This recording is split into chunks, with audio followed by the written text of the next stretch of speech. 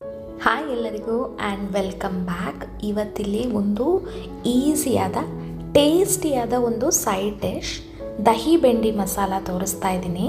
ತುಂಬಾ ಸುಲಭವಾಗಿ ಮಾಡ್ಬೋದು. ಚಪಾತಿ ರೋಟಿ ಜೊತೆ ಎಲ್ಲ ಒಳ್ಳೆ ಕಾಂಬಿನೇಷನ್. ಹಾಗಿದ್ರೆ ಬನ್ನಿ ಈ ದಹಿ ಬೆಂಡಿ ಮಸಾಲ ಮಾಡೋದು ಹೇಗೆ ಅಂತ ನೋಡೋಣ.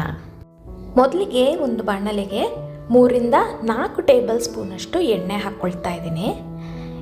ನಾನಿಲ್ಲಿ ಒಂದು 1/4 kg ಬೆಂಡೆಕಾಯಿನ ಚೆನ್ನಾಗಿ ತೊಳೆದು ಸ್ವಲ್ಪ ಡ್ರೈ ಮಾಡಿ ಈ ರೀತಿ ಕಟ್ ಮಾಡಿ ಇಟ್ಕೊಂಡಿದ್ದೀನಿ. ಇದನ್ನು ಬಿಸಿಯಾಗಿರುವ ಎಣ್ಣೆಗೆ ಹಾಕಿ ಚೆನ್ನಾಗಿ ಫ್ರೈ ಮಾಡ್ಕೊಳ್ಬೇಕು. ಈ ರೀತಿ ಫ್ರೈ ಮಾಡೋದ್ರಿಂದ ಅದರ ಲೋಳೆ ಅಂಶ ಎಲ್ಲ ಹೋಗುತ್ತೆ. ನೋಡಿ, ಈ ರೀತಿ ಚೆನ್ನಾಗಿ ಫ್ರೈ ಮಾಡ್ಕೊಳ್ಬೇಕಾಗತ್ತೆ. ಫ್ರೈ ಸ್ವಲ್ಪ ಆಗ್ತಾ ಇದ್ದಂಗೆ ಸ್ವಲ್ಪ ಅರಿಶಿನದ ಪುಡಿ, ಸ್ವಲ್ಪ ಉಪ್ಪು ಹಾಕಿ ನಾನು ಅಗೇನ್ ಫ್ರೈ ಮಾಡ್ಕೊಳ್ತೀನಿ.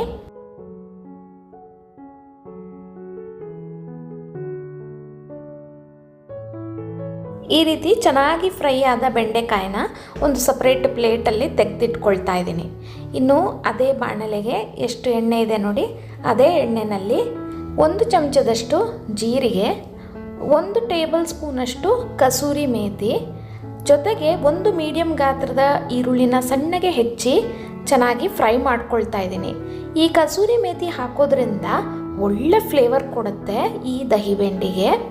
ಇದಕ್ಕೆ 1 ಚಮಚದಷ್ಟು ಶುಂಠಿ ಬೆಳ್ಳುಳ್ಳಿ ಪೇಸ್ಟನ್ನು ಹಾಕಿ ಹಸಿ ವಾಸನೆ ಹೋಗೋ ತನಕ ಚೆನ್ನಾಗಿ ಬಾಡಿಸ್ಕೊಳ್ಬೇಕು.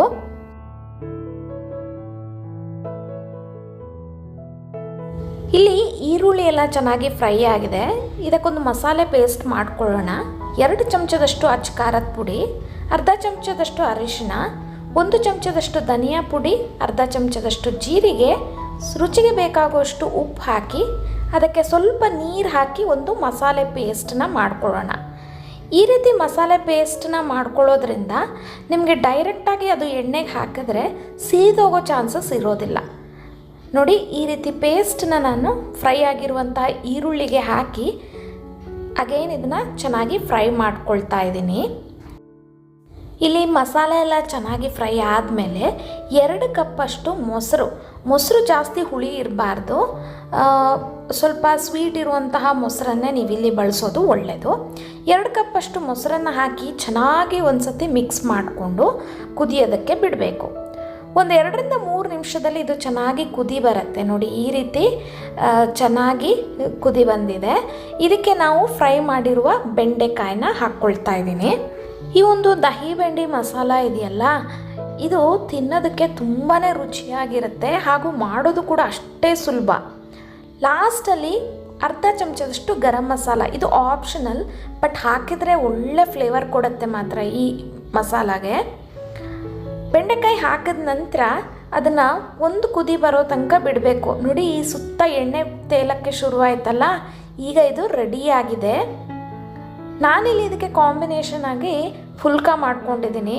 ನೀವು ನೋಡ್ತಿರ್ಬೋದು ಎಷ್ಟು ಚೆನ್ನಾಗಿ ಉಬ್ಬಿ ಬಂದಿದೆ ಅಂತ ಅಂದ್ಬಿಟ್ಟು.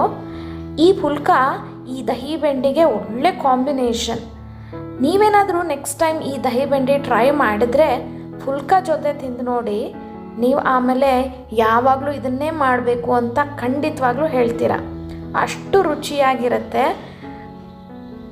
ಬಿಸಿ ಬಿಸಿ ದಹಿ ಬೆಂಡಿ ಜೊತೆ ಸಾಫ್ಟಾಗಿ ಬಿಸಿಯಾಗಿರುವ ಫುಲ್ಕ ಹಾಕ್ಕೊಂಡು ತಿಂತಾಯಿದ್ರಂತೂ ಆಹಾ, ಖಂಡಿತವಾಗ್ಲೂ ನೀವು ಈ ರೆಸಿಪಿನ ಟ್ರೈ ಮಾಡಿ. ಮುಂದಿನ ಇಂಟ್ರೆಸ್ಟಿಂಗ್ ರೆಸಿಪಿ ಅಥವಾ ಕಂಟೆಂಟ್ ಜೊತೆ ನಾನು ನಿಮಗೆ ನೆಕ್ಸ್ಟ್ ವಿಡಿಯೋದಲ್ಲಿ ಸಿಗ್ತೀನಿ. Stay tune, stay connected. Thank you for watching.